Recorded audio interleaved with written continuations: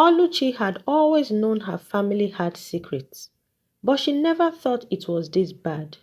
Sitting in the middle of her grandmother's smoky hut, she stared at the old woman, mouth agape. What do you mean? All the women in our family are cursed? Oluchi asked. Grandma Ijoma leaned forward, her voice low.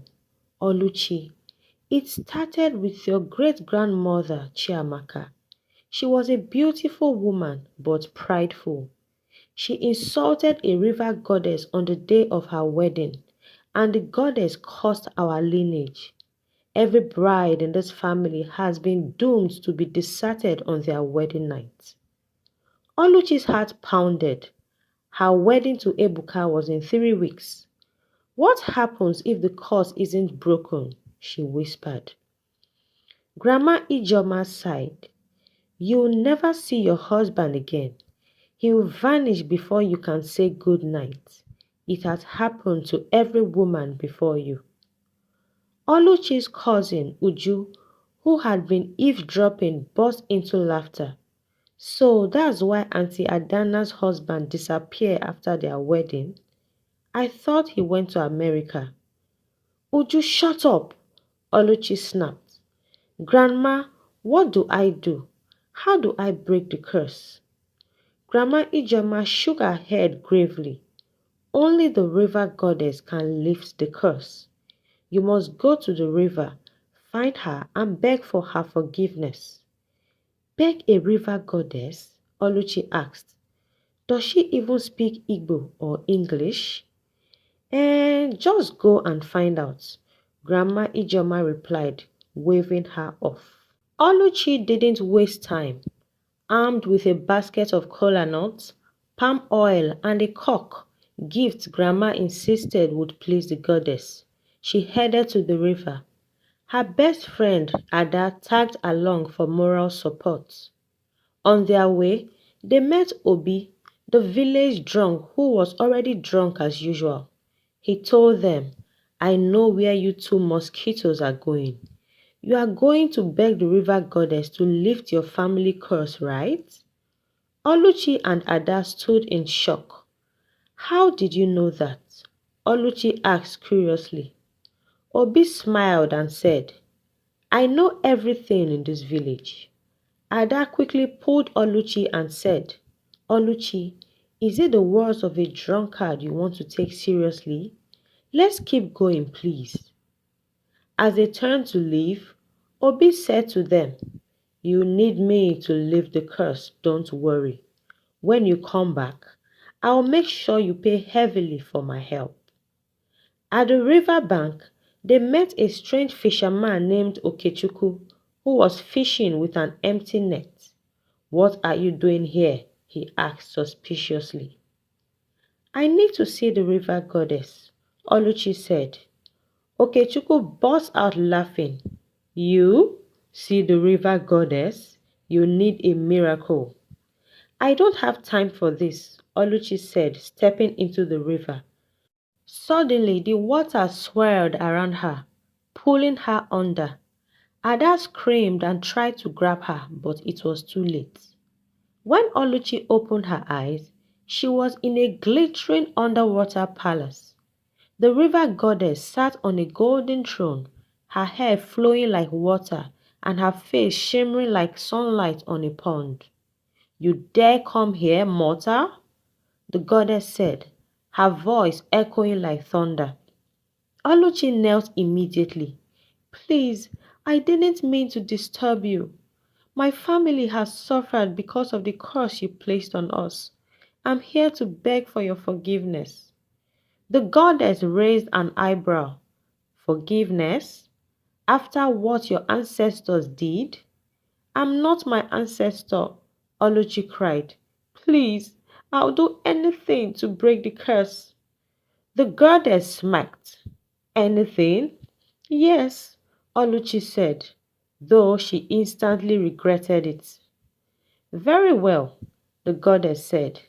To break the curse, you must find the golden fish that swims in the river Niger. Bring it to me before your wedding night. and I'll consider lifting the curse. Golden fish? River Niger? Oluchi asked, her voice shaking. But that's far. Then you'd better hurry. Oluchi thanked the river goddess for her kindness, but as she was about taking her leave, the goddess said to her in a soft, low tone, Not so fast, little one. In addition to the golden fish, there must be a union between a human and one of my own subjects for the curse to be lifted. Oluchi looked bewildered. What do you mean by union? She asked. The river goddess smiled and said to her, A marriage between one of my own and one of your own. Oluchi was unsure what to say to the goddess. Sensing her confusion, the river goddess said, I see you came with your friend who's at the river bank anxiously waiting for your return. She'll be a perfect match for one of my princes, don't you think? She asked, smiling. Oluchi burst into laughter. You want Ada to marry your prince? Ada has vowed not to marry anyone in her lifetime, she said, still laughing. The goddess responded, Leave that to me. I'll make her change her mind. Oluchi smiled and said, I'd really love to see you try. Hurry, little one, you have a fish to catch. The goddess replied, snapping her fingers. Oluchi was instantly back on the river bank, soaking wet. Ada stared at her, horrified. What happened to you? Ada asked. No time to explain, Oluchi said. We need to go to the river Niger. Oluchi and Ada set off immediately.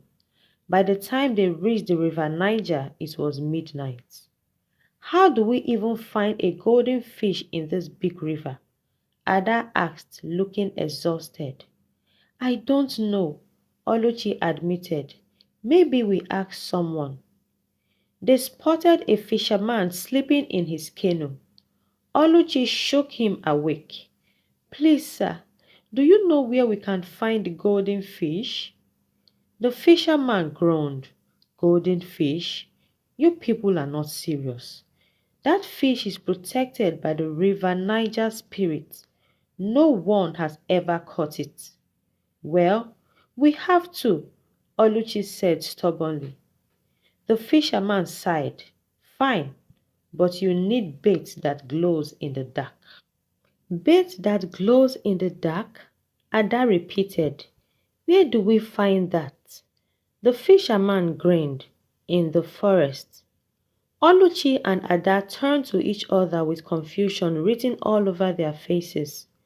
You want us, women, to enter into the forest in the middle of the night, looking for a bait that glows in the night?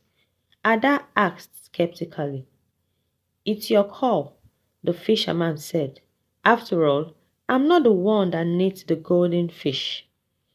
Oluchi and Ada had no other option, so they ventured into the forest, guided by a dim lantern. The forest was alive with strange noises, and Ada clung to Oluchi's arm, muttering prayers under her breath. On their way, Oluchi told Ada what the river goddess said about her getting married to one of her princes. Ada burst into laughter, but Oluchi quickly closed her mouth, saying, Ada, don't you know we are in the forest in the middle of the night? You want to call out bad spirits of the forest with your laughter? But Ada, still baffled with what the river goddess said, jokingly told Oluchi, Come to think of it, if the so-called Merman or river prince, whatever you called him, is dark, tall and handsome, and he's not a wife-beater, I may consider marrying him. They both laughed silently and continued their search for the glowing bits. Ada's fear for marriage wasn't something that happened overnight. As the only daughter of her parents, Ada grew up witnessing her parents quarrel and fight all the time. Her father was a very violent man who would not hesitate to hit his wife at the slightest provocation. This continued for years.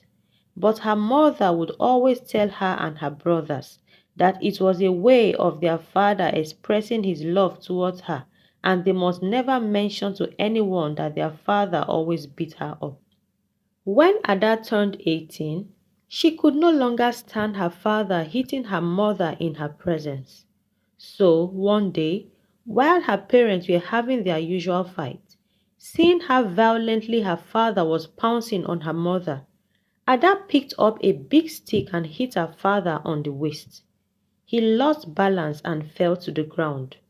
He struggled to stand up, but he could not. He was eventually rushed to the community hospital where he was confirmed paralyzed. He was bedridden for over 3 years before he eventually passed away. Meanwhile, after Ada hit her father with the stick, her uncles had a meeting and decided that, in addition to Ada being by her father's side at the hospital, tendering to him until he was healed, she would also be married out to a rich old chief so they could raise money to pay her father's hospital bills. Ada, not ready to accede to any of her uncle's demands, packed up her belongings and moved from her father's village to her mother's village, where she became close friends with Oluchi.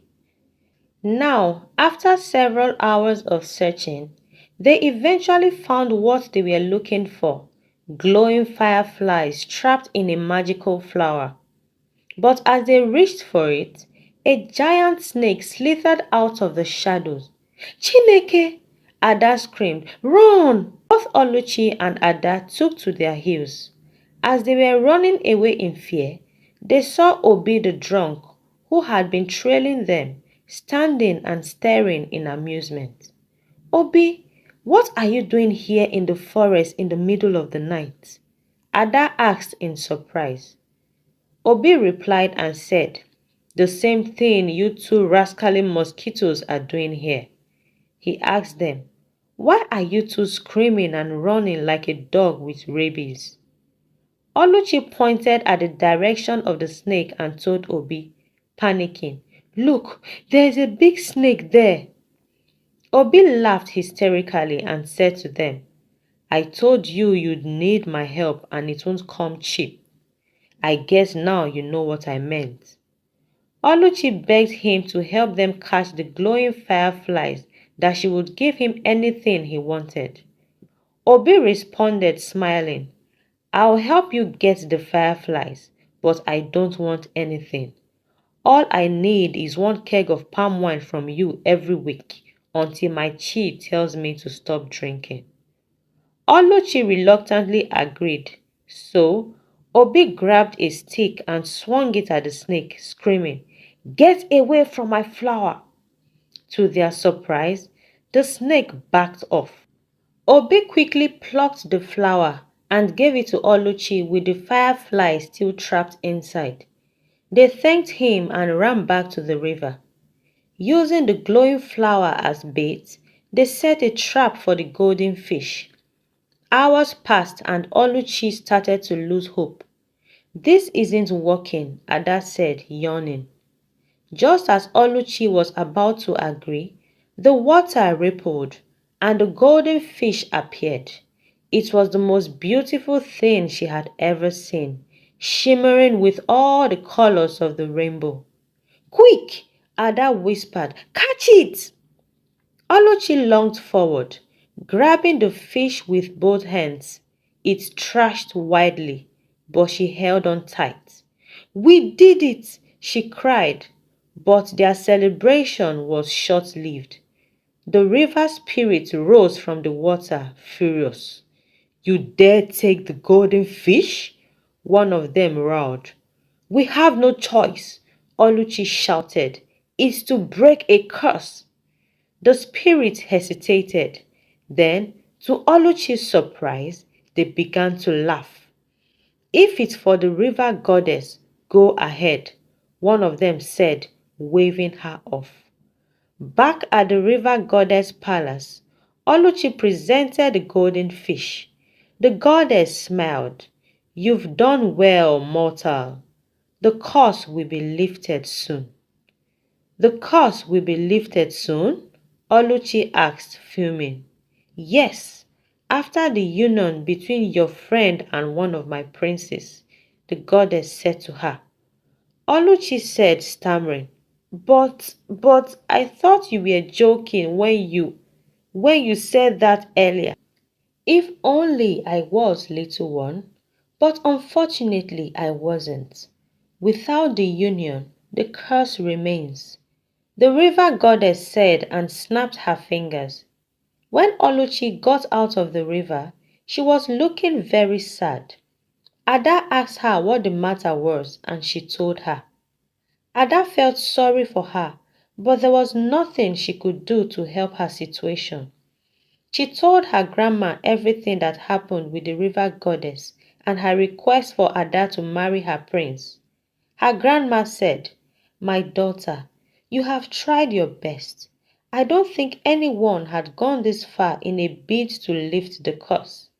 Maybe the women in this family are doomed to remain like this forever.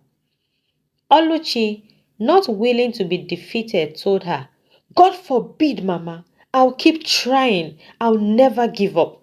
I won't allow the river goddess or any gods determine my destiny. Her grandma was surprised to see how confident and firm Oluchi was. Then she asked, What about the demand that your friend Ada must marry the river prince before the curse would be lifted? What will you do about that? Not knowing what to say, Oluchi simply told her, Mama, I don't know. All I know is that I'll get married to Ebuka and we will live long and happy together. With each passing day, Oluchi wallowed deeper in pain and agony because she could not tell Ebuka what was happening and their wedding was few weeks away. Meanwhile, Ada started having weird dreams about her getting married to the river prince. She would see herself under the sea in white wedding gown, getting wedded to a short, chubby, light-skinned half-human, half-merman. So one day, she came to Oluchi's place to tell her about her weird dreams. Oluchi laughed so hard when she heard the story. Stop laughing, Oluchi. This is not a joke. I am serious, Ada said. Okay, sorry, Ada, but this your dream is very funny. You that have strong resentment for men, you are now seeing yourself getting married. Wonder shall never end. Oluchi said, still laughing. Ada joined in. Maybe if he was tall, dark, and very handsome, I'll probably consider. Not this one that looks like old keg of palm wine. Both friends burst into laughter. On her way back from Oluchi's place, a very tall, dark, and handsome man walked up to her. You are Ada, right? The man asked. Yes, I am Ada. And who are you? She replied. I am Obi. I'm new in this village, so you definitely don't know me. Ada looked at him skeptically and said, Hope you are not related to Obi the drunk, because that one is a bone in the throat. Obi smiled, then responded, He's actually the only friend I've managed to make in this village, and he was the one who told me about you. He spoke very highly of you. Obi told another Obi about me? This must be very interesting. So, what do you want from me? She asked rudely. Immediately I saw you. I knew you were the one for me, the woman of my dream. Ada quickly caught him. You haven't answered my question. What do you want from me? Obi, without hesitation, told her, I want to make you my wife. Ada was shocked and surprised at his audacity. She thought to herself, who does he think he is? Yes, he's tall, dark, and handsome. My perfect kind of man. But that does not give him the right to be this arrogant. Obi, worried by her silence, said, Ada, you are not saying anything. Oh, sorry, Your Royal Highness. Did you expect me to start shouting, jumping, and celebrating because one arrogant fellow stopped me on the way and started telling me things he thought I wanted to hear? Obi was taken aback by Ada's sudden outburst, then said quietly, I don't understand you, Ada. What don't you understand, King Obi? Is it the fact that you are rude, arrogant, pompous, proud, ill-mannered, and full of yourself? She asked angrily. Obi didn't know what to say. He took her hand and gently whispered to her, I am so sorry, Ada, if you felt that way about me. Everything you just said are the direct opposites of who I am. Ada instantly felt butterflies all over her tummy. The response she was expecting wasn't what Obi gave her. She thought, like her father, Obi would either shout at her or hit her angrily. Obi, noticing she was blushing, already continued. Of all the good things my friend Obi said about you, he never told me you are this beautiful. You are the perfect image of the one I would want to spend forever and a day with. Ada, who moments ago thought she would never be involved with any man, had been swept off her feet by this handsome stranger. But being who she was, Ada quickly regained herself. She abruptly removed her hand from Obi's hand and said softly, with all these love poems you are here quoting, we don't even know each other. Obi didn't allow her finish her statement. He quickly cut in. Ada, we have all the time in the world to know each other. We can go sit somewhere quiet right away and get to know each other if you so wish. So was the beginning of Ada's adventure into the world of love, romance, and the adrenaline that came with it. Something she had avoided since her childhood because of the way her wicked father treated her mother. When Ada told Oluchi about her relationship with Obi, she was very happy for her. She said to her, Ada, I'm shocked. So you are the one now telling me about love? This is so unbelievable. I'm really happy for you. Then Ada brought up the issue of the river prince. She said, but you know if I end up with Obi, the curse in your family may never be lifted and you may never get married to Ebuka. Yes, I know and I don't care. So long you are happy with Obi and I can see already that you have fallen in love with him. So I'm happy too. I can't use my family problem to spoil your own happiness, Oluchi said, almost crying. Ada told her, Oluchi, you are a very sweet person with a kind heart. I'm sure your chi will never let you down. One evening, Ebuka came to visit Oluchi. He asked her, my love, what is going on? I have not seen you nor heard from you in days. Is everything okay? Oluchi was torn between telling Ebuka the truth or keeping it from him. She thought to herself, what if I tell him and he decide not to proceed with the wedding again? So she kept mute. Ebuka asked her again, Oluchi, please talk to me. I notice you are no longer as excited about our wedding as you've always been. What is the matter? Or are you having cold feet? Reluctantly, Oluchi told him, it's not like that. I have been going through a lot lately, coupled with the fact that I am also helping Ada plan her wedding that's coming up in a week's time. Ebuka was surprised. Ada getting married in a week's time? Our Ada that doesn't like men? What happened? What made her change her mind all of a sudden? Obi asked curiously. Oluchi told him she was as surprised as he was. She went ahead to tell him everything that happened between Ada and Obi and the fact that Obi wanted them to marry as quickly as possible. With that, Oluchi was able to pacify her fiancé Ebuka. After Ebuka left that evening, Uju, who was eavesdropping on their conversation, came to Oluchi and asked her, Oluchi, Why didn't you tell Ebuka the truth that the marriage won't work because of the curse? Uju, you will never change. The only work you have in this village is to listen in on other people's conversations. One day, you'll eavesdrop on conversation that will deaf you, don't worry. Uju let out a loud laugh and told Oluchi that she was waiting to hear that conversation capable of deafening her ears. She further told her she should have just told Ebuka the truth instead of giving him false hopes. Oluchi, in her defense, said to her, "It is better we get married and he walks away on his own on our wedding night than finding out our family is cursed." So, preparation for Ada's wedding to Obi began in earnest. Oluchi was there to support her all the way. Ada insisted that her maternal family must be the ones to give her out in marriage, so Obi's family came as tradition demanded for the introduction before the marriage.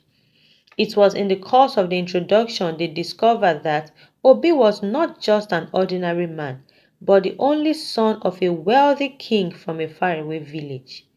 Everyone was surprised, including Ada and Oluchi, because they always thought Obi was just a regular handsome man that came to settle down in their village because he hardly talked about his background. 2 days after the introduction, Ada and Obi got married in a grand wedding ceremony, the kind the village had never experienced. Everyone was in attendance, including Obi the drunk, who had become sober since his friendship with Obi the prince. The following day after Ada's wedding, she went to Oluchi's place to thank her for the role she played in her wedding and to inform her that she'd be going to join her husband in his kingdom immediately after Oluchi's wedding. Oluchi was very sad to hear that. She said to her, crying, "Ada, you are the only friend I have in this village. As you are leaving, I wonder what will become of me, especially after Ebuka deserts me on our wedding night." Ada assured her that Ebuka wouldn't desert her, that she was sure of that. She then suggested that they go to the river goddess for the last time to beg her to change her mind on the wedding to her prince. Oluchi agreed without hesitation. So, the following day, Oluchi and Ada set out for the river one last time. This time around, both Oluchi and Ada entered the river. When the river goddess saw them, she was very excited. She asked that a table be set for them. Oluchi was surprised. The river goddess had never treated her with such honor before. In the course of dining, the river goddess announced to everyone that their new princess had come to have dinner with them. Oluchi and Ada stared at each other, looking lost and confused. "New princess?" Oluchi asked curiously. "Yes, your friend Ada is our new princess. He is married to one of our princes," the river goddess responded. Ada was dumbfounded. She managed to ask, "Are you saying my husband Obi is one of your own?" The river goddess replied her, "My princess, it's a very long story, but the short answer is yes. Your husband Obi is one of our own." She told them the story of how a long time ago when humans and mermaids were still coexisting peacefully, Obi's forefather Ijele, who was the heir to the throne of their kingdom, fell in love with one of their ancestors. She got pregnant for him, but they were not allowed to get married because it was an abomination then for a mermaid to marry a human. They had a baby boy, Ikemefuna, who was raised here. Ijele was allowed to come visit him whenever he wanted. When Ijele became the king, none of his wives could bear him a son. So, after several years of trying, when he saw that he was getting old and he needed a heir to his throne, he came to take Ikemefuna to inherit his throne when he passes on to join his ancestor. Ikemefuna lived all his life in the human world, only coming here once in a year for our grand festival. Before Ikemefuna passed on, he made a decree that so long their kingdom remained, his male defendants must keep and preserve the relationship they had with us and must come for our grand festival every year unfailingly. Since that day till today, your husband's people have kept that promise, and it is going to continue for as long as the kingdom remains. Oluchi and Ada could not believe what they heard. Oluchi then asked, "But how did Obi manage to find my friend Ada?" The river goddess smiled and told her, "I made that happen." Curiously, Ada asked, "Does that mean the curse is lifted?" "Well, the curse is almost lifted. There's just one more thing to be done," the river goddess said.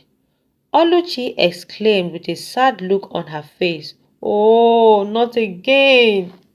"What did you think, that I had a need for a goldfish? The aroma of the goldfish is what will take away the curse from your family," the river goddess said with a mischievous grin on her face. She pointed to the fish. "You must cook it and eat it all before your wedding night." "Cook and eat it? That's easy," Oluchi said, relieved.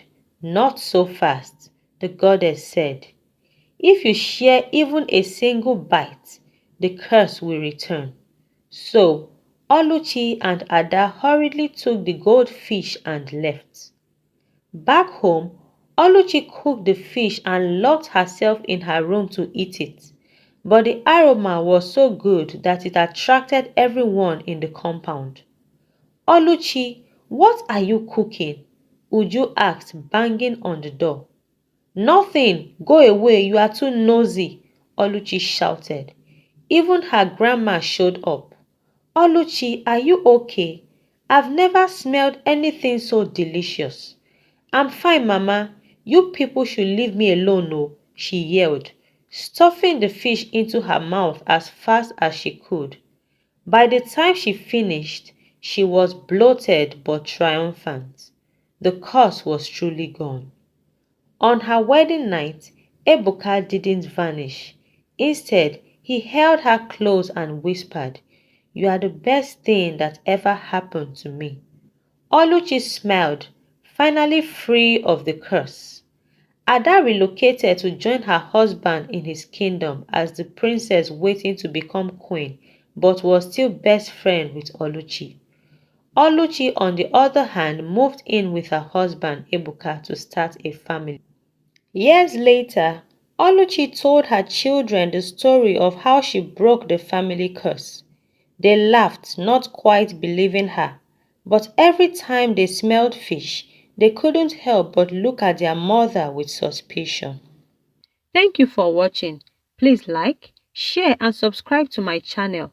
Also, let me know what you think about this story in the comment section. Bye.